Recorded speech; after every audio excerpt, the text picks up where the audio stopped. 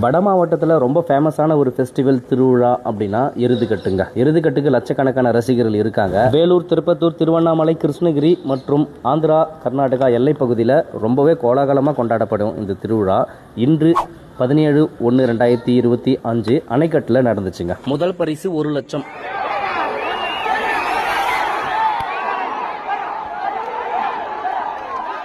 இந்த வீடியோக்குள்ளே போகிறதுக்கு முன்னாடி நீங்கள் எந்த காளையோட ரசிகர், எந்த ஊர் எருதுகட்டு உங்களுக்கு பிடிக்குன்றது கமெண்ட் பண்ணுங்கள்.